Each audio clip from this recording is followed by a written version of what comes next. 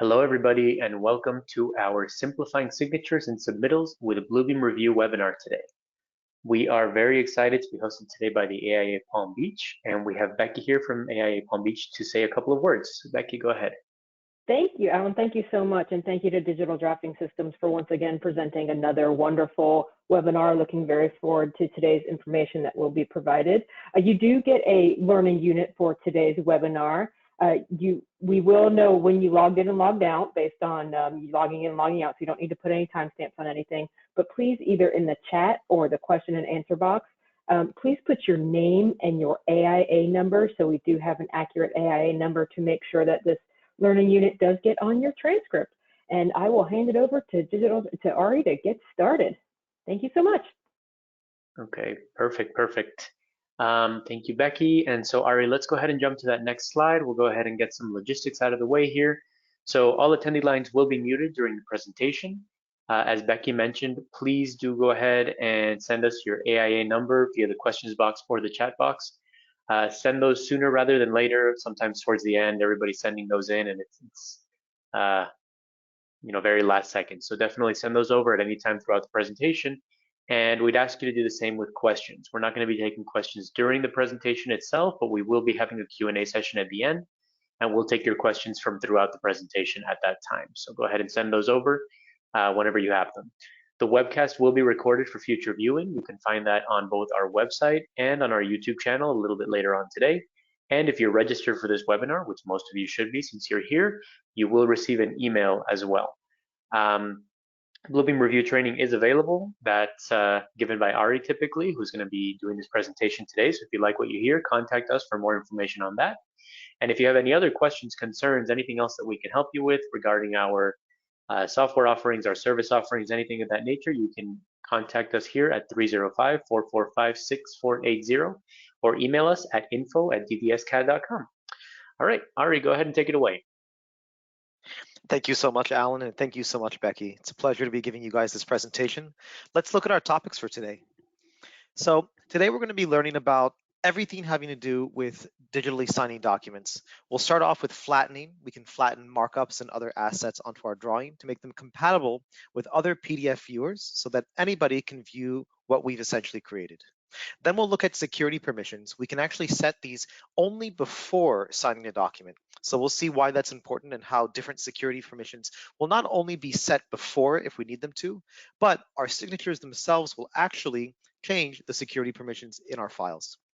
Then we'll talk about third-party authentication, and I've got a bit of a new slide to show you guys today, some new information and a bit of a surprise for you all. There's been some changes to third-party authentication in terms of the state of Florida and in terms of what is required. So we're going to talk about that very soon. Then we'll talk about customizing the appearance of our signatures. What does click to view this version actually mean? It actually allows us to guarantee that our signed file cannot be changed, and this is going to be the official signed file, and we can actually find that within our file. So we'll talk about that a little bit later. It's one of my favorite things to cover.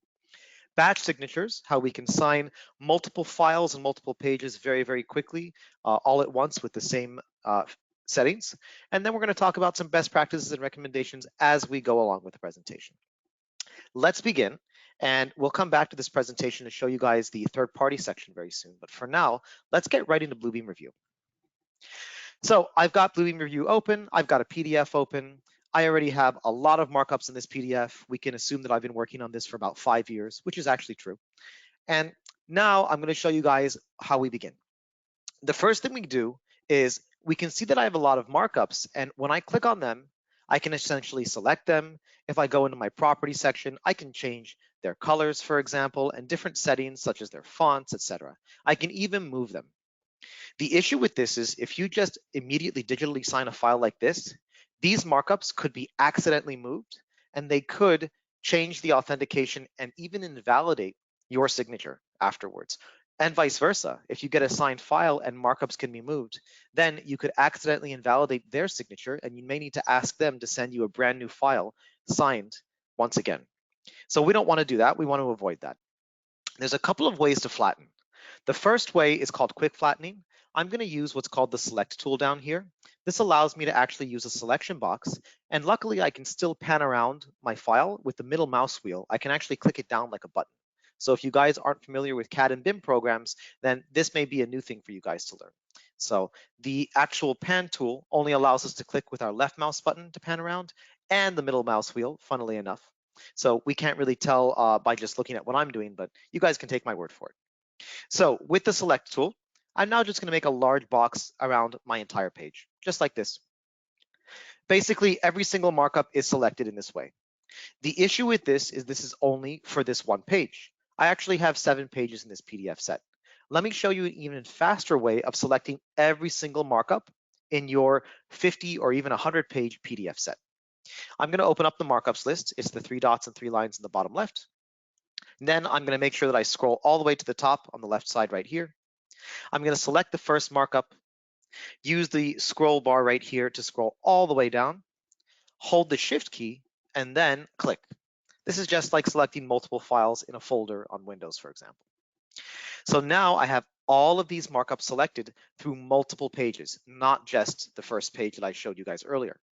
Now what I can do is, instead of right-clicking on a markup in the actual markups list, which I'll show you now, doesn't really give us the options that we need. Flatten doesn't exist here. Instead, I'm just going to right-click on any markup on the screen that is also highlighted, which includes everything at this point. Now that I've done that, I have a much more extensive right-click dialog, and now I can see that Flatten is available right here.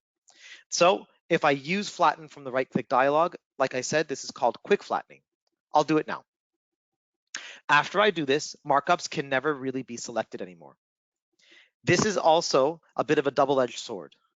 It's quite nice to do, and it's quite fast. The issue with doing this is that I cannot really unflatten ever again.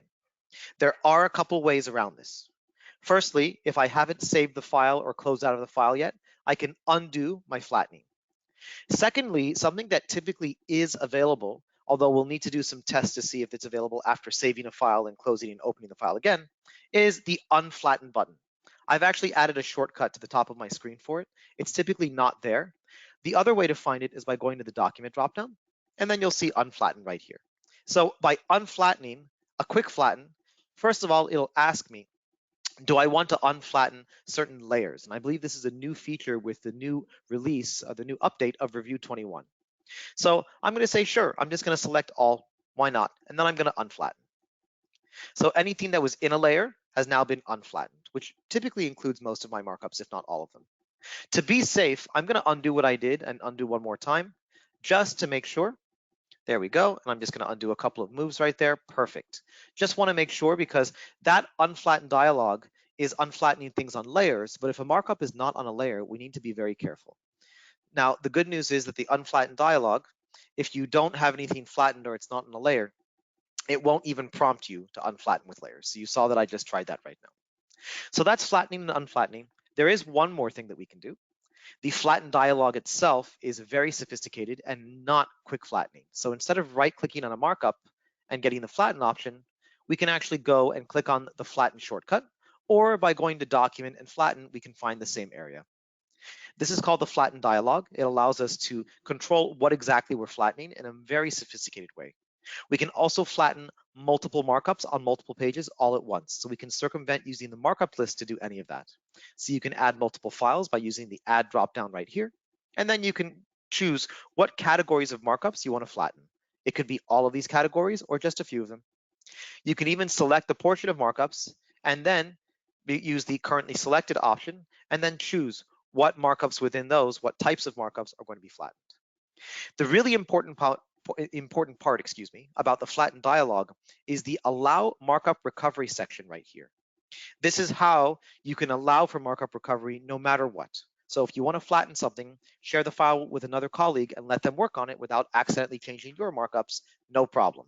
As long as they don't use the unflatten tool, then you eventually can allow for markup recovery and you can eventually unflatten whatever you need. And here's the unflatten button in the dialog right here. That's flattening in a nutshell. All right, let's go back to our presentation and see what's next. It's security time. Let's talk about security. So security can be found by going to the document dropdown, and then we can click on security right here. Initially, when you create a new PDF, and with most PDFs that you'll be working on, there won't really be any security permissions. we're allowed to do all of these things right here. If we want to change that, we can go to the change permission section down here. This now allows us to require a password to open the document if that's what we wanted to do. And more sophisticated, we can actually require a password to print, copy, or edit the document. The editing portion can be found next to allow changes right here. So you can now choose what kind of edits are allowed, whether or not all modifications are allowed or not, or if you only want people to fill in form fields, etc., etc. Even inserting and rotating and deleting pages can be allowed or not allowed here. So you can choose what edits can be made. Copying text or graphics is now a subsection as well, allowed with, along with extracting content for accessibility. So these security settings can be enacted. All you need to do is input your master password and then verify it. And then only people who know that password can bypass the security settings. Once that happens, basically, or once you enact security, you'll see that certain options here will be restricted based on the settings that you chose. We're going to come back here after we sign a document to see what changes when signing a document. And there's a couple of ways to sign with or without certification. So we'll talk about that pretty soon. Let's go back to our slides. I think it's time to talk about authentication. So the first party in this whole party that we're having today at noon today on a weekday is the person who's signing the file. So you can see in the image to our left here that it shows my name. And this means that I'm the first party, I'm signing the file.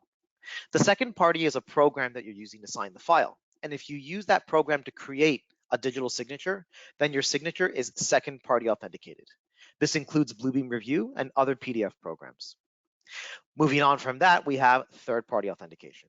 A third party is another company non-affiliated with any program or person that then receives credentials from the first party, such as my ID, social security number, et cetera, and then I prove my identity to that third party, and then that third party provides me with a very specialized digital signature.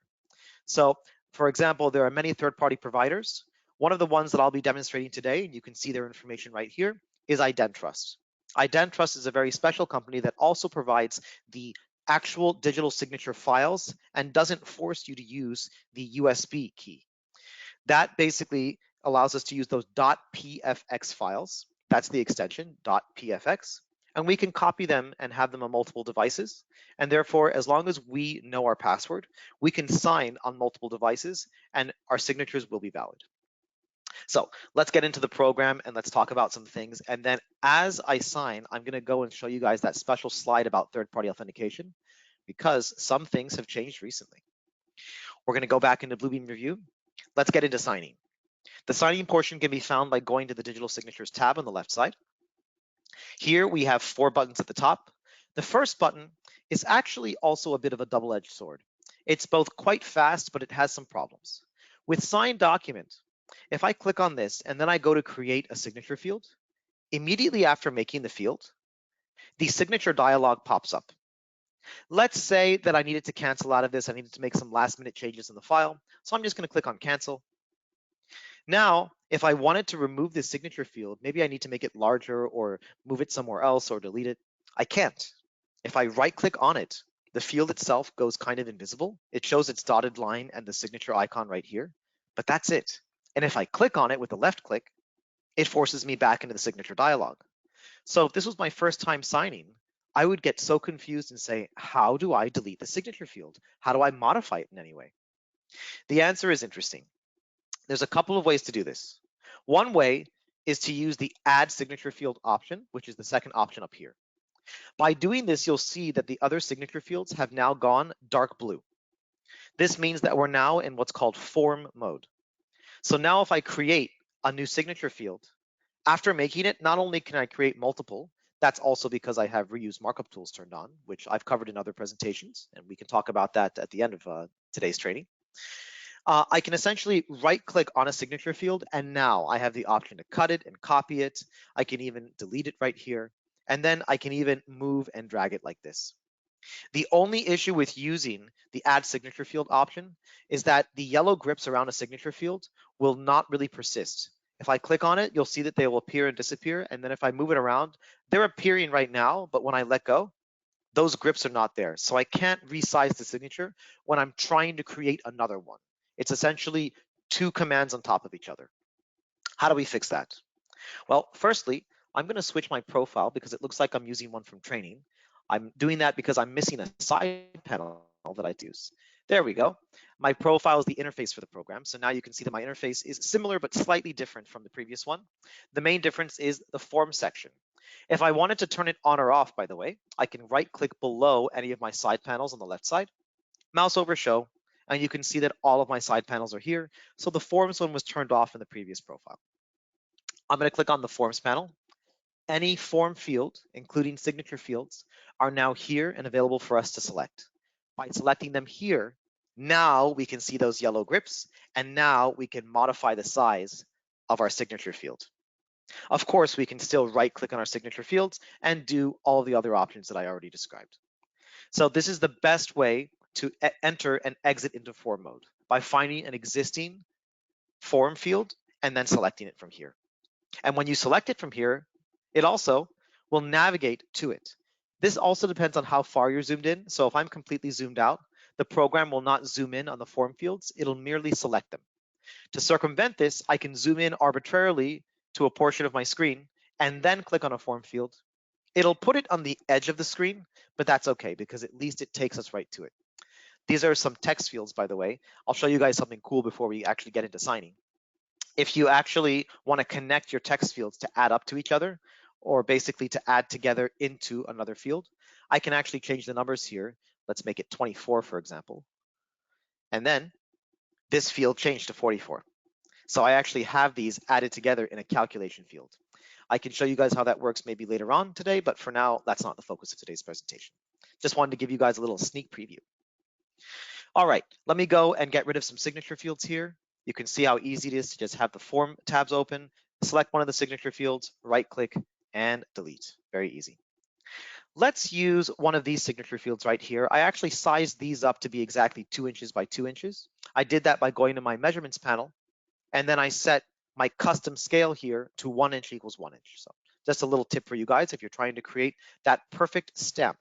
I know that architects and engineers are required to include their stamps, so now you guys know how to do it. All right, I'm going to click on an existing signature field, and let's look at the signature dialog. In the signature dialog, I have a couple of options at the top of my digital ID section. I can either view some data about my digital ID. There's many ways to get into the certificate dialog. This is actually a window in Windows itself. It is not within Bluebeam Revu, and it's giving us information about our digital ID that we installed onto the computer. We can see some details here, which is a whole new language, even for me, but all of this information is very important for validating our signatures. And the certification path is the most important part, proving that IdenTrust has provided the signature to me. And this is not a second-party signature, it is a third-party authenticated signature. There's the new section here. This section is actually very important. If your signature is not automatically detected by Bluebeam Revu, you can browse for an existing one and you can find it. If you want to create a second-party signature, then you would select Create Digital ID File, and this is where you make it. Here's the problem with second-party authentication. I know a lot of people's names, and I know a lot of people's emails. Alan, for example. And I know his email. Alan B, etc., right? And then I can set a password, and if I wanted to, I can create a digital ID with Alan's name and his email, and I can pretend to be him. And I can submit with his name.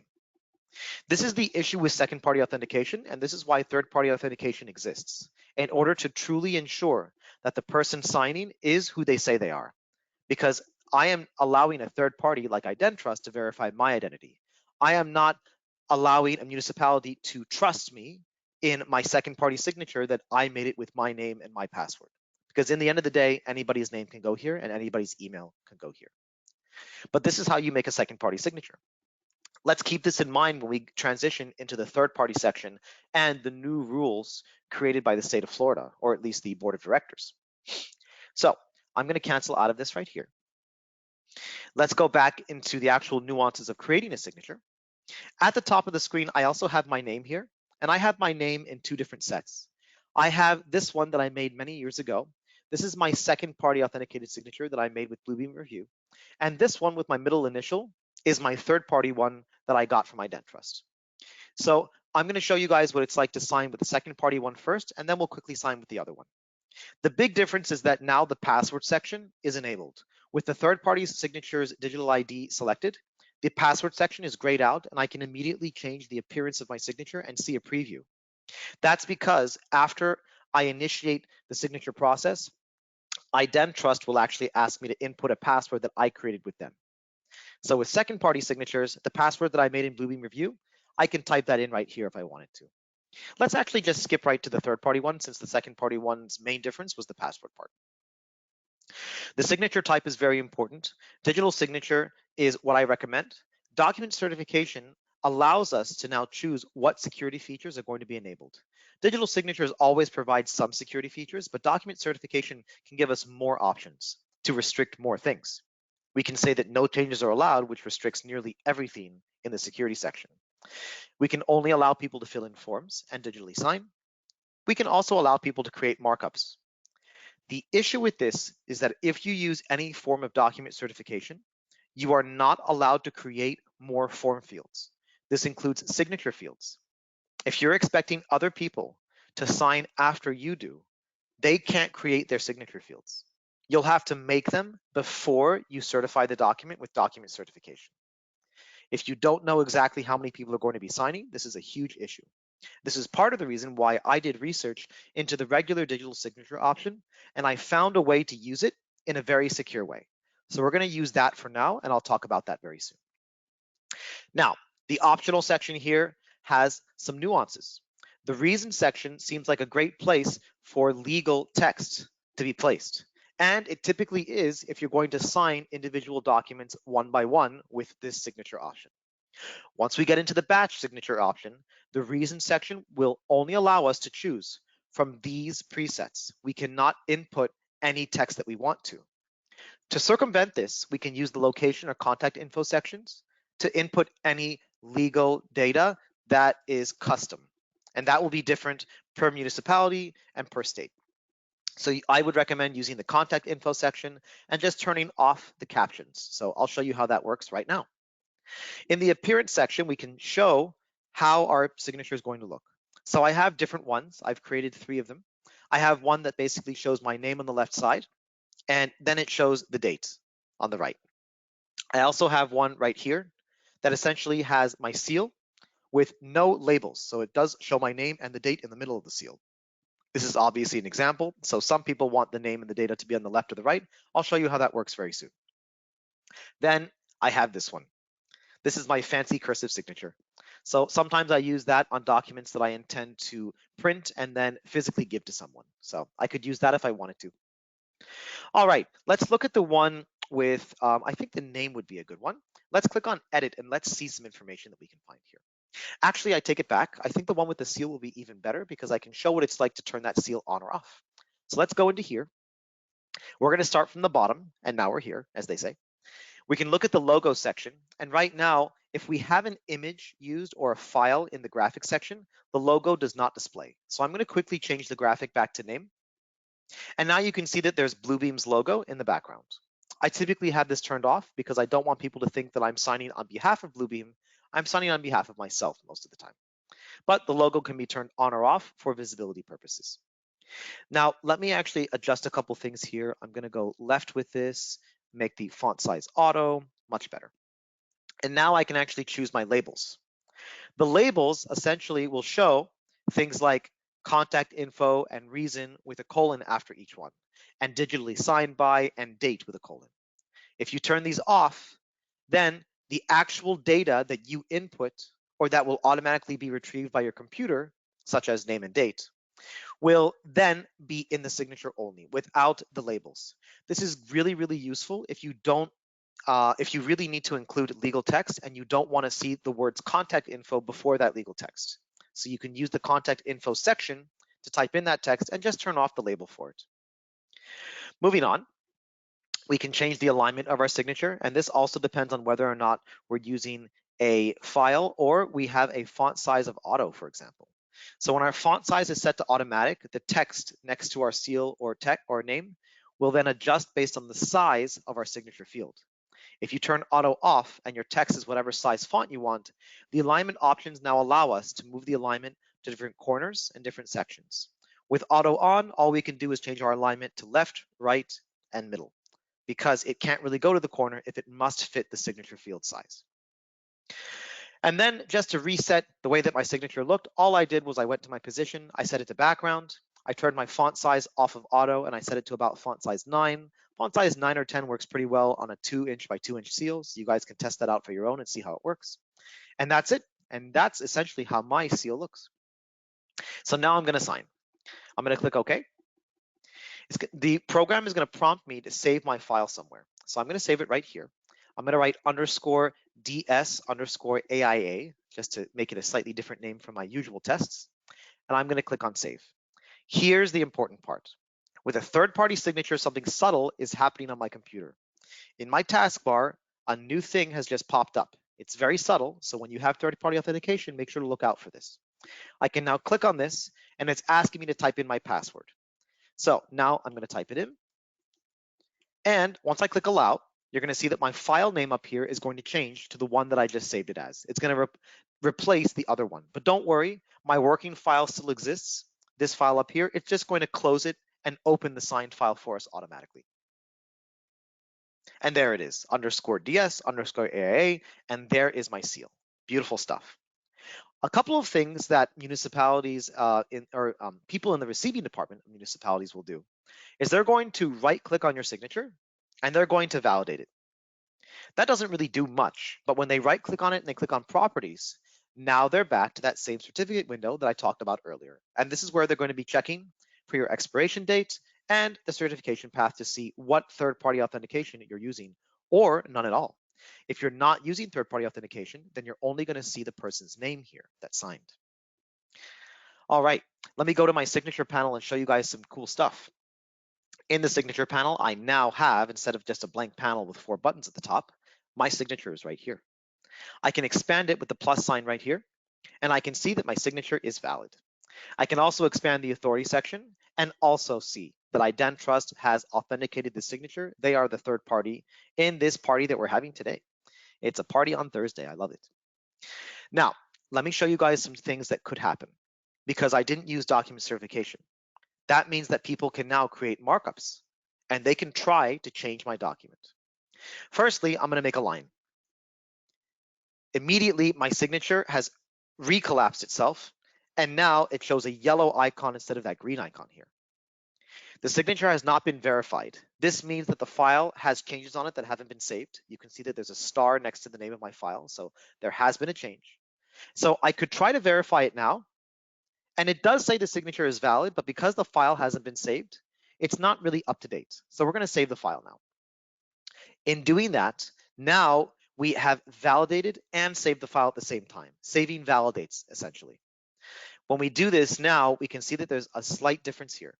There's an exclamation mark next to the symbol, and while the signature is still valid, the document has been updated since signed. There's also something new that has appeared under authority. Click to view this version.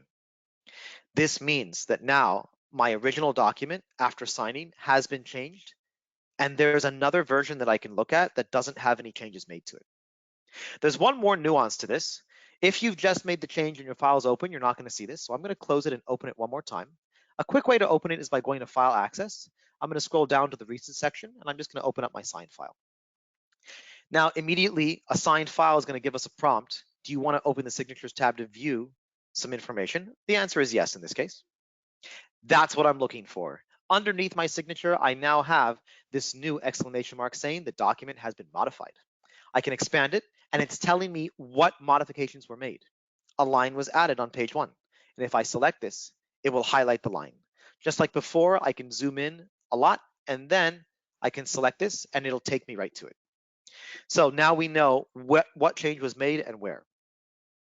The issue is I want to see my original file, and I need it to be protected. How can I guarantee that? Well, we can click on the plus sign to the left of the signature. Next to or below authority, we see click to view this version. That's the next section in our little presentation today. I'm going to click on it now, and there it is. This is my originally signed file. There's no line in this section right here. Funnily enough, the image that I have here is also invisible, oddly enough. That's why you should probably flatten all of your assets before you digitally sign, because even in the same PDF program, there could be bugs with certain assets after you sign. Also, other signature fields, they'll still show the symbol for them, but they basically make themselves kind of invisible. And this is an unsigned signature field. As you can see, if I mouse over it, that text appears, but it's essentially not really there. So it's very interesting how that works. There's the text right there, perfect. It does say click to sign, but on this version, I can't. So this version of the file is interesting. This explains why when you digitally sign a file, it doubles in size, because it always contains the originally signed file within it. If I expand the digital signature section, that click to view this version doesn't exist here. I also cannot do anything to this. I can't make markups on it. By going to document, security is not even available because everything is restricted right now. So it's very, very interesting how this click to view this version option works. However, when I go to document and security now, we can see that because I use the regular digital signature option, everything is kind of allowed. There is a nuance to this. What if I tried to actually be nefarious and go to edit and PDF content? There are ways to actually delete assets that have been flattened. So even though markups can be flattened and you think that they can't be changed, I can cut data out and even erase it. I can even edit text. I'm going to try to do that right now with cut content. I haven't done it yet, but you're going to see what happens when I try. Let's find something flattened. Yeah, I'm going to pretend that Bluebeam didn't make this document. I'm just going to get rid of their logo altogether. Here we go.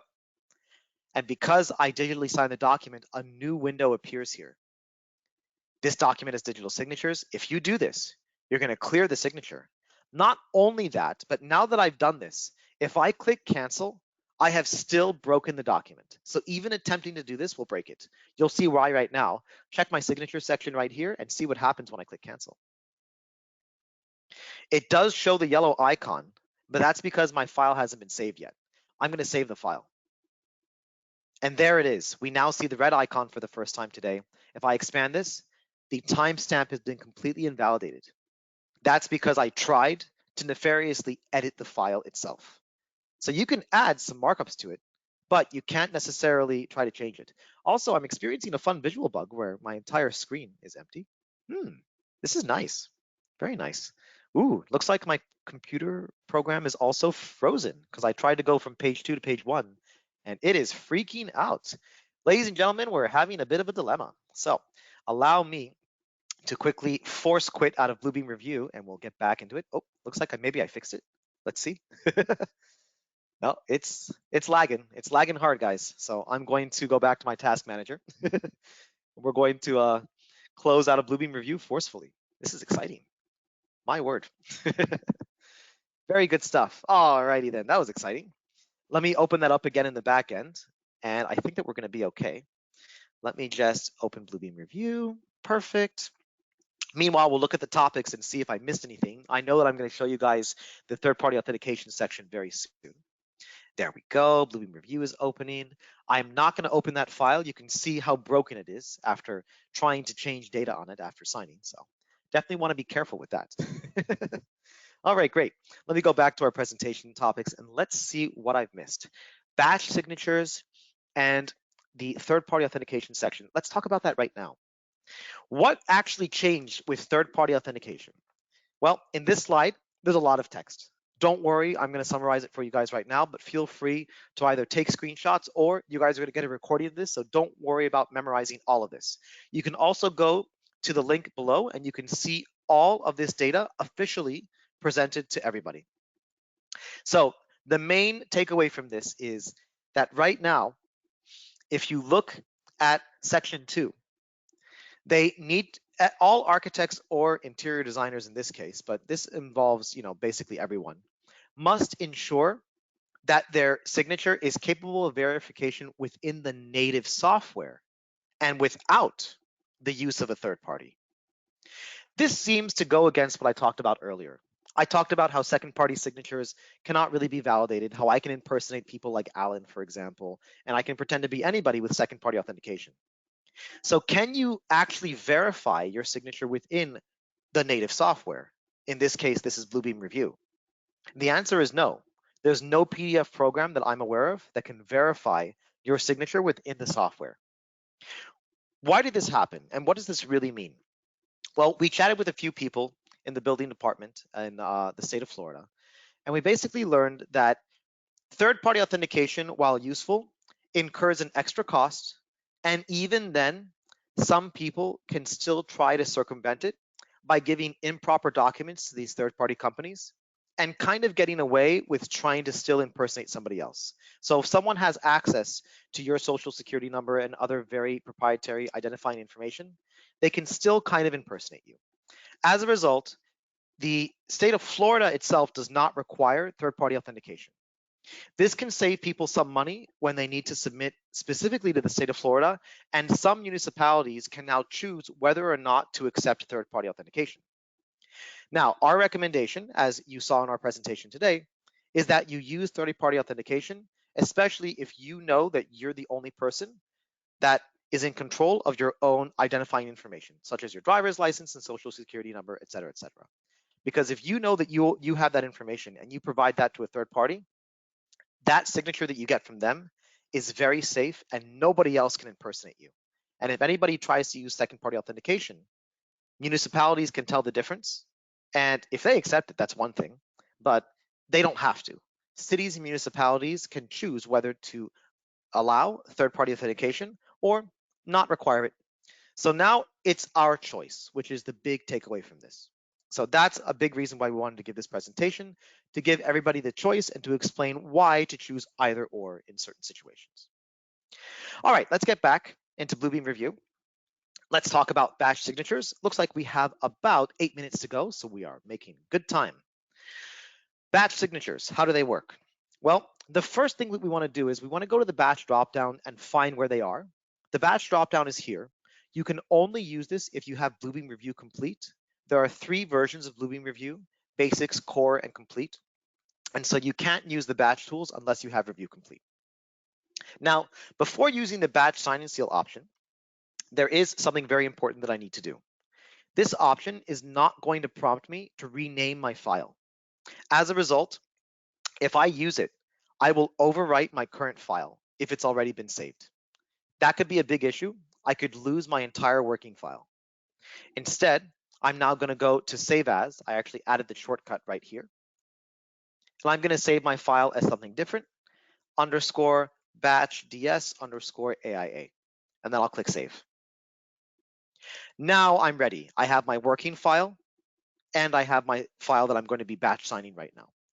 I'm going to click on the batch dropdown, sign and seal. And here you can see that I can choose which pages I want to sign. I just want to sign pages 1 to 3. So I just click once and type 1 to 3.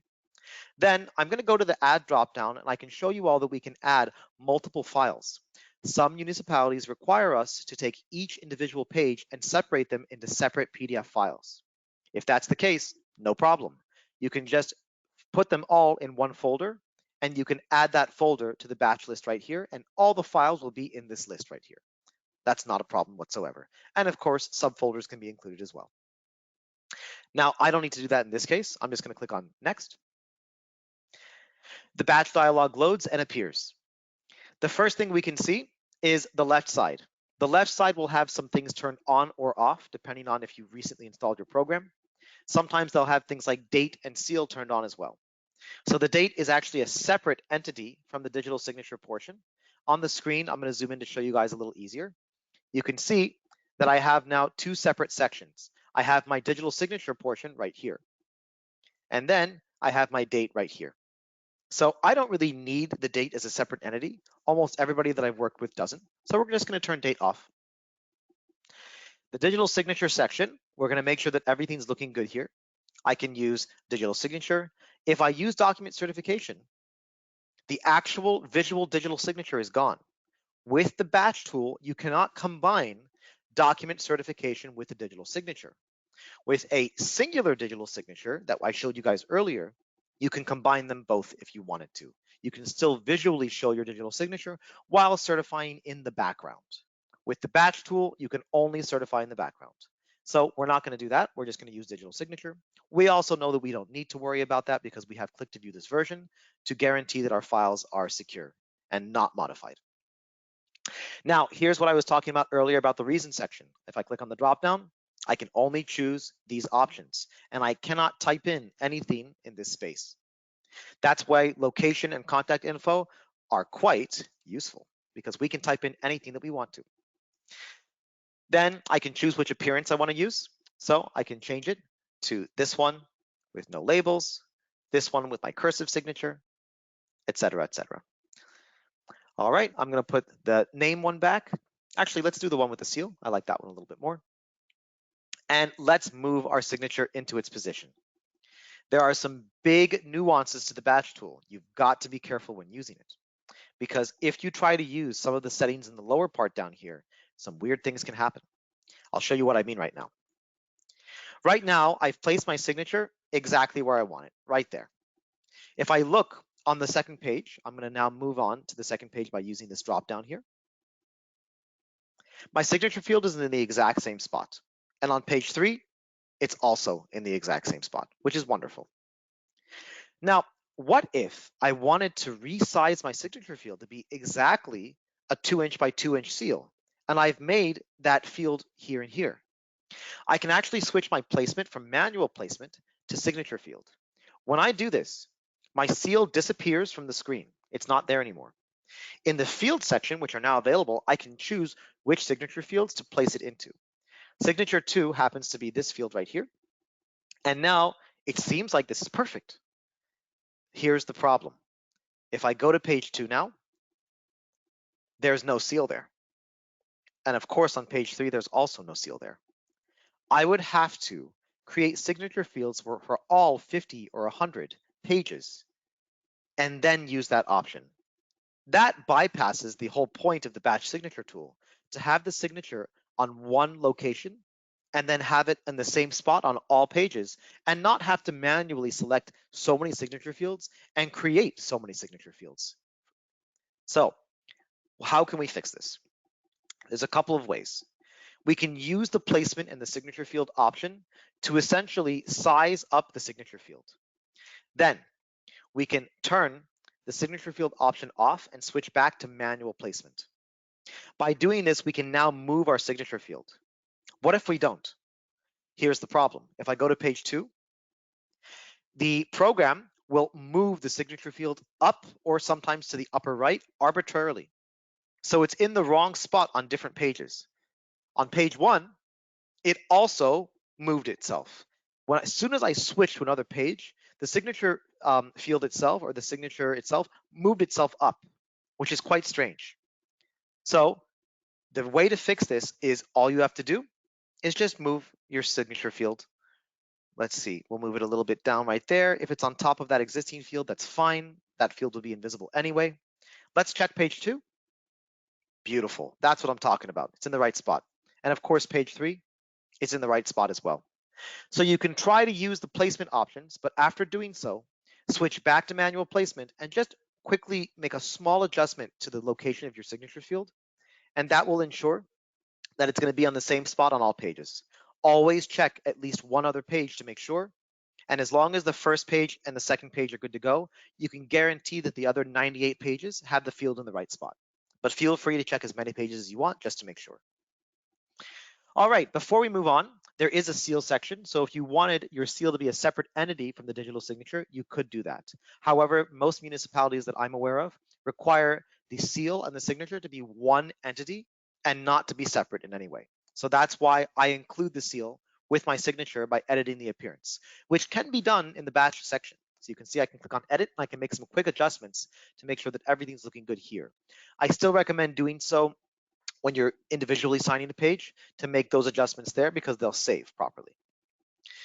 All right, that's the batch tool. Let me quickly click OK and let's sign. Because I signed in recently, it usually does not prompt me to sign in, but look at that. Very subtle. It did ask me to sign in with my password once again. Looks like there's a small time limit as to how that works. Let me make sure I put in the right password. There we go. And now it's going to process. All done. And yet, because I used that signature placement option, I've now experienced a bug that I've seen before. It has taken my seal and my signature and just made it the wrong size and moved it. And on all pages, it's not the right size and it's in the wrong spot. This is just another lesson to learn, to just be careful when you're trying to use different options. Do some tests before you actually sign on the final file, and make sure you have a few copies of your working file. And just be careful.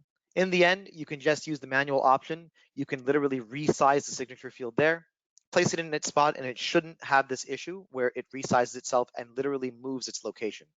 You can see that there's also this extra white space to the left and the right of it. So there's many ways to fix that. So just wanted to show you guys some troubleshooting things that can help you guys in the future. Okay, I think that we're nearly done and we are making great time. Let me go back to our presentation. Best practices and recommendations I've covered as we went. I have gone over everything else. Let me see if there's anything else that's important for us to know before we pause for questions, because I know that we have a good amount of time for that. You can see, by the way, that in the signature panel, all of our signatures are here. And the last signature on page 3 does not have click to view this version, because a subsequent signature is actually a change to the entire document. That's why if I click on click to view this version for page 2, page 1 is still there with its own click to view this version. Page 2, this is the original page 2 signed copy. If I click on page 1's click to view this version, it only has its signature here. Let me verify it quickly. There we go. Signature is valid. No changes have been made. Beautiful.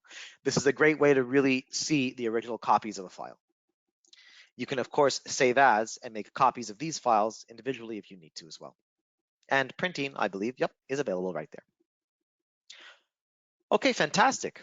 Yeah, I think that we've covered basically everything, and I think it's a great time to pause for questions. Let me just get to that slide really quick before we do. I want to open up this file here, and perfect. And before we get into questions, actually, let me show you guys some resources that could be useful. We have these websites here. You guys can definitely go and check these out.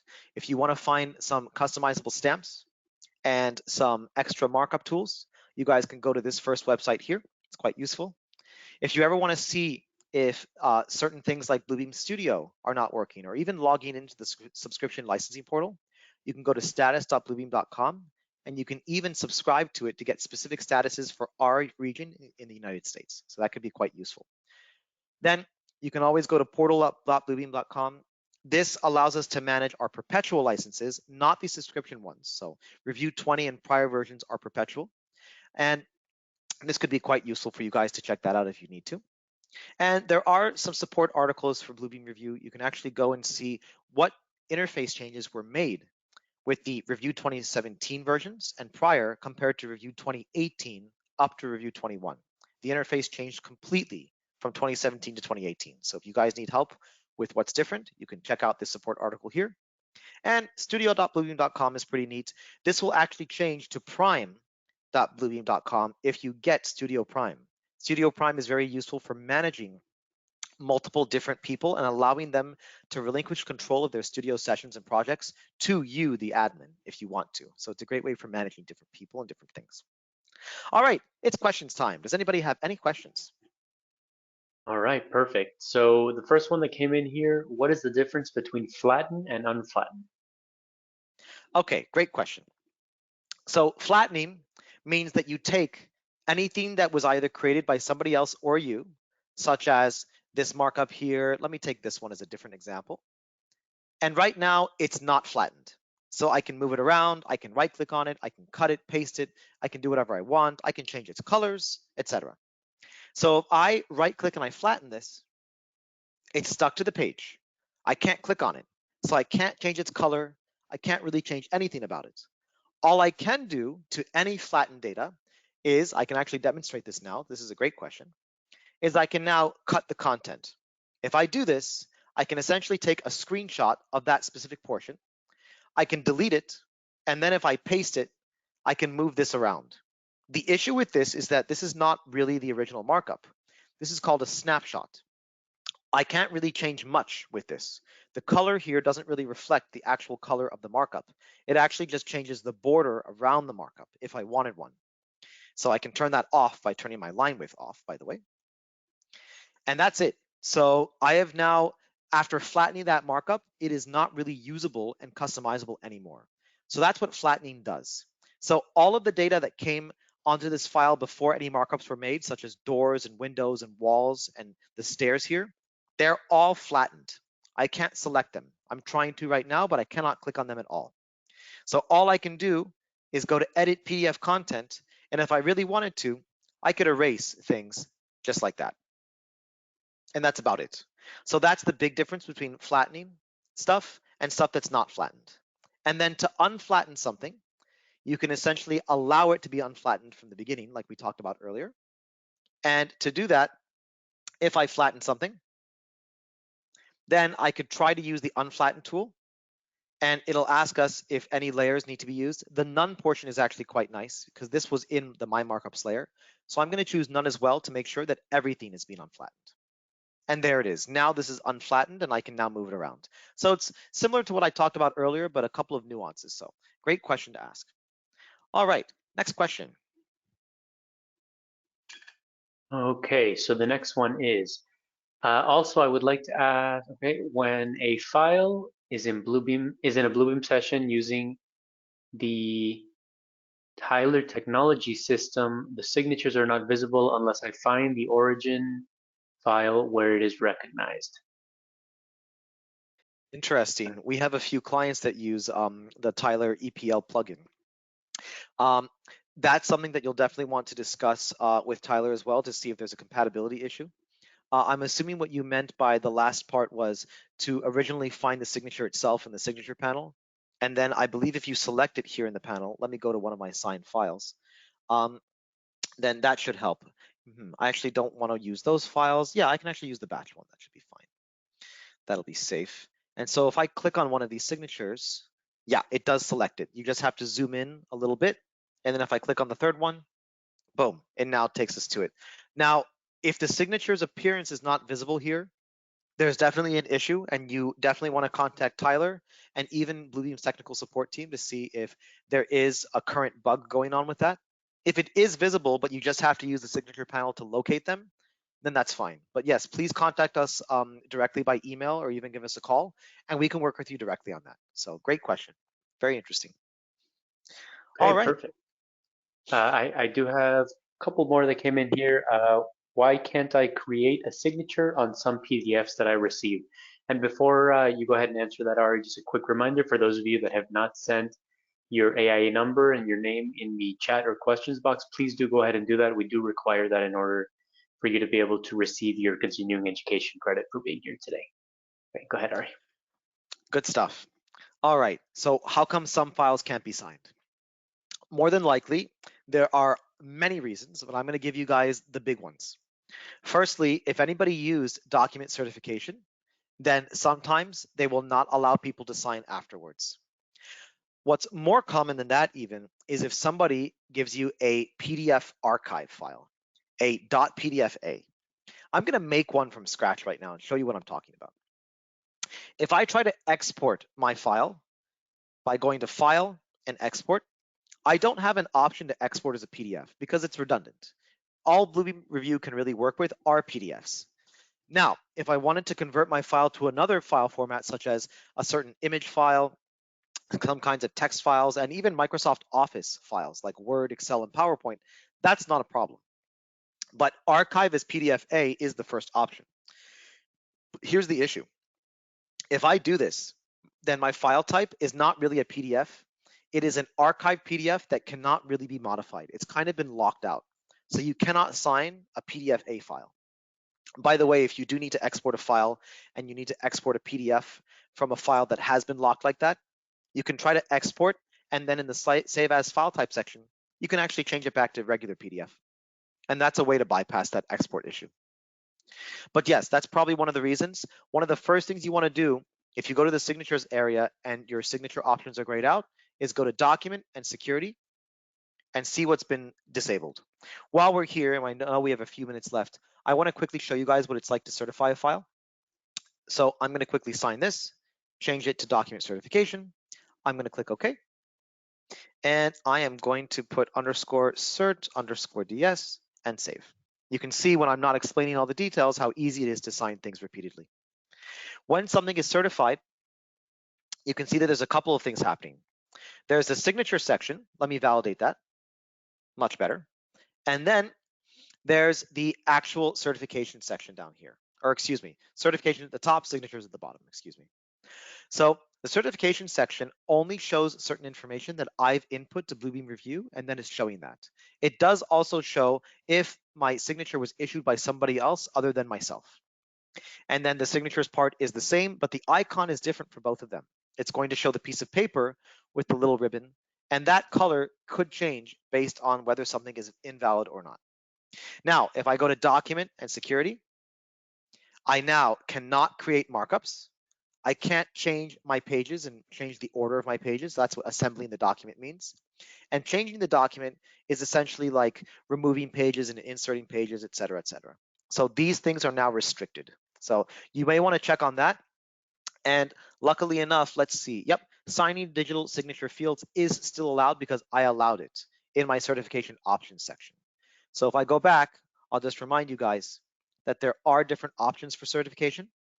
I allow people to fill in forms and digital signatures.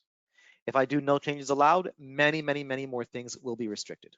I'll quickly show that, and then we'll move on to the next question. ds_certi. Save, and let's go to document and security. There we go. Many, many more things have been restricted. No template pages allowed as well. And no digital signature fields can be signed, or even form fields can be filled in. So that's basically what document certification can do depending on security permissions. And that's why sometimes you cannot sign you cannot sign all PDF files. So good questions. All right, any other questions? Yes, okay. When I'm using Miami-Dade's NOA, there are digitally signed by engineers. Hold on. That are digitally signed as engineers, but I, as an architect, am supposed to stamp the review of the PDF. Is there a way for me to put my review stamp on the PDF, or is it an issue with their signature security settings? If you're allowed to put the stamp, absolutely. If you can't, it's an issue with their security settings. You need to contact them and tell them that they have locked their file out of allowing you to create stamps. Right now, if I go to Tools and Stamp, it is allowed with the certification settings that I used just earlier. Let's see if it actually works. I'm going to put in one of our submittal review stamps. It's very fancy. And no, it's not allowed because I just clicked on it and nothing happened. There's another indicator that it's not allowed. I actually have a stamp shortcut. Let's see if I can find it while it's grayed out. There it is, right here. And it is grayed out. So while I can go to Tools and Stamp and I can look at my stamps, I can't use them in a certified file. Let me go back to my original file that has no signatures on it. Now I can go to Tools, Stamp. Let's use the Submittal Review one. Now it's on my cursor and now I can place it. So yes, if you're not allowed to even place a stamp, contact them and let them know that they've locked their file out too heavily, that they can just use the regular digital signature option, and they don't need to use document certification. It is not really necessary because click to view this version is a beautiful way to guarantee that everything's going to be safe. By the way, sneak preview, let me show you guys what happens when I place this stamp. This one includes some fancy JavaScript. So I can now choose different shop drawing statuses, such as revise. Project ABC can be filled in right now. I can change my name if I wanted to. The date is automatically being taken from my computer. Submittal number 123, spec number 456. Okay, and there it is. I now have a very fancy stamp that input some nice data for me automatically. So you guys can get this stamp if you want to as well with that first link that I showed in the PowerPoint presentation. Okay, but yes, good question, and you can contact us to more because like you said, I believe it was Miami-Dade. If you want to contact us, and we can even have a three-way call with a representative from their building department, we would love to help you and to maybe see where they're coming from in terms of this and to learn more about how we can work with them to stamp files, especially if they expect you to stamp it after they sign. So there may be a learning curve there that they just need to be more aware of, and maybe we can learn why they're doing what they're doing. Okay, perfect. I do have one request. If you can just go back for a moment to the slide with the rules from the state. Real Sure. quick, remember that this is being recorded and you will receive a recording of this to your email in a little while here, typically within about an hour or two from the presentation. So you can go ahead and check this out there as well. Okay, and then let's go ahead and jump over to that last slide, and we'll do our outro here real quick. So thank you all so much for being here today for our presentation. Our blog is live. You can see the link or the URL for that right here, https://tdscat.com/category/Bluebeam to see all of our tips and tricks on Bluebeam. Bluebeam Revu training is available, as I mentioned, and you can contact us for more information of that. And yeah, you can go ahead and check out our upcoming events either on our homepage on the website or in the events page. And for any other additional information, questions, anything like that, you can reach out to us at 305-445-6480 or reach us at info@ddscat.com. Okay, thank you all so much for your time today. Thank you, Ari. Thank you, AIA Palm Beach. Thank you, Becky. And hope you all have a great rest of your day. Thank you, Alan. Take care, everybody. Okay, bye-bye.